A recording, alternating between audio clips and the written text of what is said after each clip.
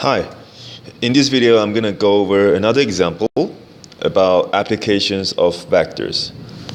This is in fact from exercise 12L, question number 3. Okay, so I hope you guys have watched the two videos earlier on about the two boats, and the last part of that example was to find out if the two boats are going to collide or not.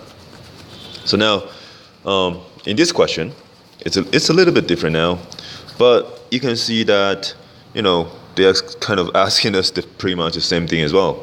Are the boats going to collide? So pretty much, a lot of the questions from about vectors, about applications of vectors, they will a lot of them will be asking us if the two objects are going to hit each other or not.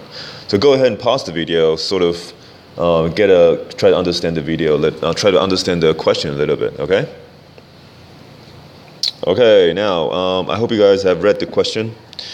So the first two lines, it is just kind of telling us what the units are. So the times in hours, the distance is in kilometer, right? Distance is in kilometer. And it says the unit vector represents displacement as 1 kilometer.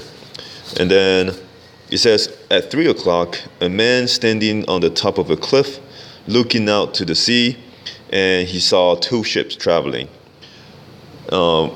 Ship A has a position relative to a point on the shore, is given by 3i plus 3j. So this is my A. Oops.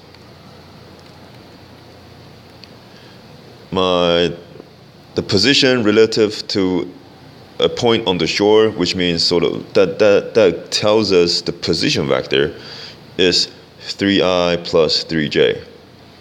And it is traveling with a velocity of 4i plus 3j. Now, this is a bit tricky, right? This is a little bit tricky because previously, in the previous example, they sort of gave us that velocity already. But over here, we are also given the velocity, but it's sort of like in different form, and we need to be able to come up with sort of like a vector equation for the boat A over here. So I will say I'm gonna say this is my R1.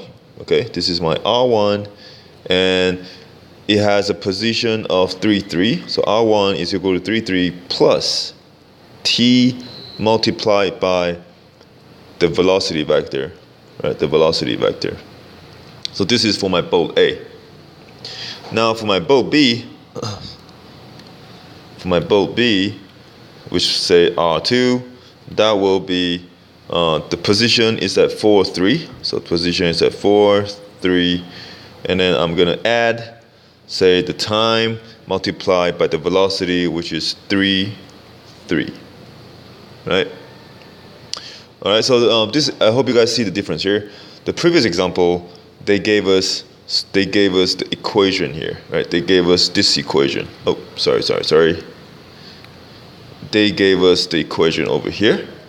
They gave that to us, and they gave both the equations for the two boats to us, and we sort of made a table to figure out what was the constant rate of change, right? And that's how I got my velocity.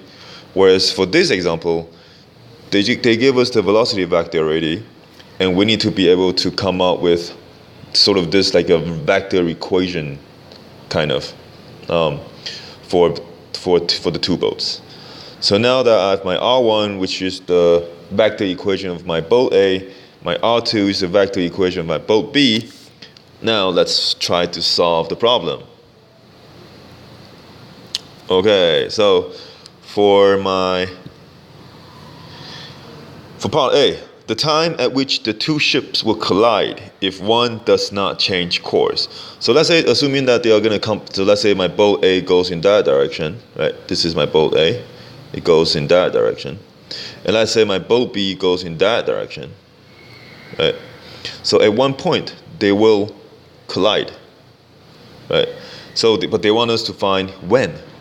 When is that going to happen? When is that going to happen? Okay, so that's what part A is asking. So if, again, I'm gonna come back to that logic where if they do hit, they must be at that point, which is, let's just say x and y, they must have the same x and same y at the same time, right? At the same time. Okay, so again, I'm gonna base on this logic. That's how I'm gonna set up my equation. Same x, so let's do x first. So for my x component, let me change the color. Let's use blue. For my bolt A, so let's look at my x component first. My bolt A, I will have 3 plus 40 is equal to the x component of my bolt B, right? X component of my bolt B, 4 plus 3t. And if I move the stuff around, I will get t is equal to t is equal to 1. T is equal to 1. Okay? So when t is equal to 1, my both A and B will have the same x component. Let's look at y. Now for y, let's see if this time is the same. So for the y component, for my bolt A, I'm going to have 3 plus 3t is equal to the y component of my bolt B will be 3 plus 3t. So if I move stuff around, I'll get 0 is equal to 0, which means any solution is fine. Infinitely many solutions. Infinitely many solutions. Right? So which means this t equals to 1 is going to work. Because if I put t equal to 1 in there, my the y component of both A and B will be the same. So there you go. That's my answer. For part A, the two ships will collide when time is equal to 1. Okay, that's it. That's for part A. Now let's go with let's try to solve part B. I'm going to zoom out a little bit.